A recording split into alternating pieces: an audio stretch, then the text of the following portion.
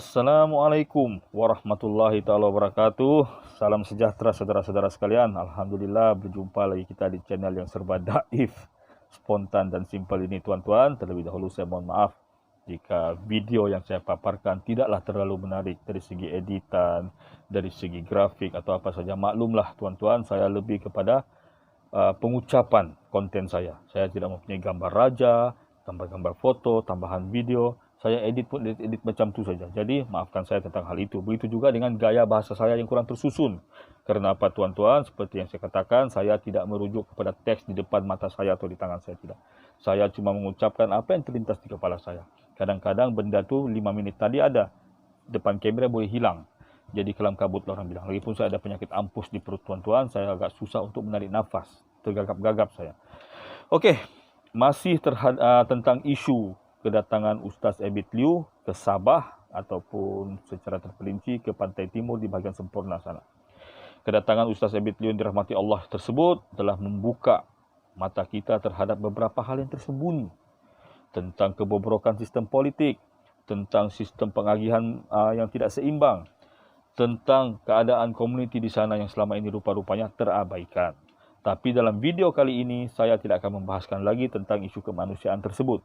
Saya juga tidak akan membahaskan tentang isu pergeseran politik tersebut. Saya akan membincangkan tentang satu hal yang jauh lebih penting daripada politik, yaitu isu akidah, yaitu isu agama.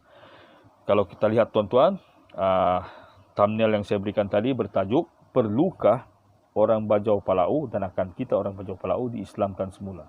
Hal seperti ini tuan-tuan sejujurnya harus dibincangkan oleh orang-orang yang pakar dalam bidang agama, ustaz, kiai, ulama atau apa semua. Tapi memandangkan konten yang saya berikan ini tidak menyentuh sebarang dalil atau nas, maka kita membincangkannya dari sudut luaran saja. Jadi jawaban saya tuan-tuan secara pribadi, jawaban saya perlu. Kenapa perlu? Orang mungkin akan membahaskan bahawa tidak perlu kerana orang Bajau Laut memang dari dulu Islam. Tapi saya rasa perlu kerana menurut statistik, cuma 85% daripada mereka yang beragama Islam. Dan daripada 85% tersebut, atas peredaran massa dan kejauhan tempat tinggal mereka, kejauhan mereka daripada masjid atau musola, menyebabkan akidah tersebut terhakis tahun demi tahun, tuan-tuan. Jadi pegangan tersebut semakin longgar. Jadi sekarang maknanya, kita memerlukan dua perkara untuk ditindaklanjuti, iaitu mengetatkan semula hal yang longgar tadi dan mengislamkan yang tidak Islam tadi. Ya, hal ini tuan-tuan sangat dituntut. Ianya adalah fardu kifayah kepada semua umat Islam di Sabah dan Malaysia amnya serta Bajau Suluk seperti kita khasnya. Ini adalah tugas kita. Kita tidak boleh membiarkan saudara kita terus-menerus terhakis akidahnya akibat kelekaan, bukan saja kelekaan mereka tapi kelekaan kita. Dosanya kita yang tanggung. Kerana kita tidak jauh dari mereka, kerana kita dekat dari mereka dan kerana mereka bergantung kepada selain Allah Ta'ala adalah kita. Jadi tuan-tuan, apa usaha yang kita boleh buat? Seperti yang Ustaz Abid itu cadangkan, bikin sekolah. Ya, mereka mungkin tinggal berpindah randah di bot, di perahu, jadi tidak ada masjid. Tapi itu tidak jadi masalah, tuan-tuan. Dakwah Islam itu sangat-sangat sophisticated, adjustable. Kita boleh sesuaikan dengan keadaan semasa. Ya, kalau di Pulau Jawa dulu Wali Songo berdakwah dengan cara wayang kulit, tidak mustahil kita boleh mencari kaedah lain. Misalnya kita boleh sambil menyelam mungkin berdakwah. Itu tidak jadi masalah. Tuan-tuan dan puan-puan, risiko yang dihadapi oleh suku kaum Bajau Laut, sampai saya berani mengatakan kita perlu melakukan semula kemas ulang akidah ini, adalah kerana ada tiga bahaya yang mereka hadapi. Pertama, sejak musim Covid ini, mereka terdedah kepada ancaman kelaparan. Jadi mereka mungkin tertekan. Jika orang tertekan dan tidak ada kekuatan akidah, mungkin mereka akan tergelincir atau meminta kepada pihak yang lain. Kedua, tuan-tuan, ketidakseimbangan agihan. Ya, kedudukan mereka yang jauh. Mereka, orang cakap, lugai-lugai jauh. Jadi, mereka terasa terasing. Tidak ada sifat kepedulian. Ini boleh secara psikologi mengakibatkan mereka kecewa dan merasa terabaikan. Bahaya yang ketiga, tuan-tuan, seperti kita sedia maklum, kawasan geografi di tempat tersebut, yaitu di bahagian tenggara Sabah, selatan Filipina dan utara bahagian Indonesia Tengah, sangat-sangat rawan kepada tindakan para mubalik atau pendakwah daripada agama tertentu. Jika hal ini terjadi, dosanya berlipat kali ganda kita tanggung, tuan-tuan. Ya, kerana mereka sangat rapuh. Jadi, menurut saya, dalam video yang pendek ini adalah sangat-sangat perlu. Tindakannya adalah dengan mencontohi apa kaedah yang Ustaz Ebit Liu baru-baru ini cuba terapkan, yaitu membina sekolah. Membina sekolah, mendatangkan seberapa banyak ustaz ataupun ulama kalau boleh, karena statistik yang menunjukkan kaum bajau laut hampir tidak mempunyai seorang pun ulama.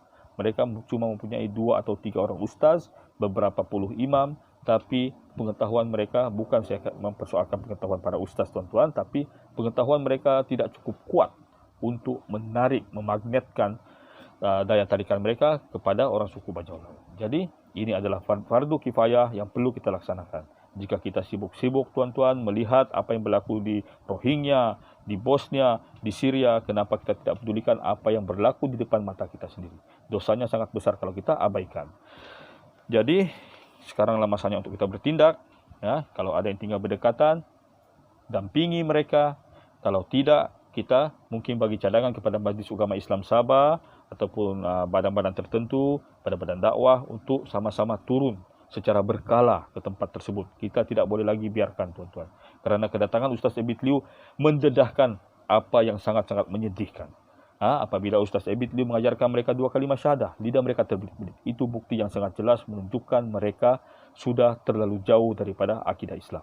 Kemudian tuan-tuan, mereka ini cenderung kepada amalan-amalan paganisme dan animisme. Mereka percaya kepada semangat laut. Mereka percaya rezeki mereka itu sama selang yang kasih. Mereka percaya ribut itu didatangkan oleh pada embok baju. Mereka percaya kepada embok laut. Macam-macam lagi tuan-tuan. Syaitan Selo, syaitan Bagahak, semua mereka percaya. Jadi ini tuan-tuan sangat-sangat mendekatkan mereka kepada tergelincirnya akidah. Jadi hal ini yang perlu kita halang. Ya, kalau mereka masih mau menggabungkan hal-hal animisme, minimaliskan kalau boleh.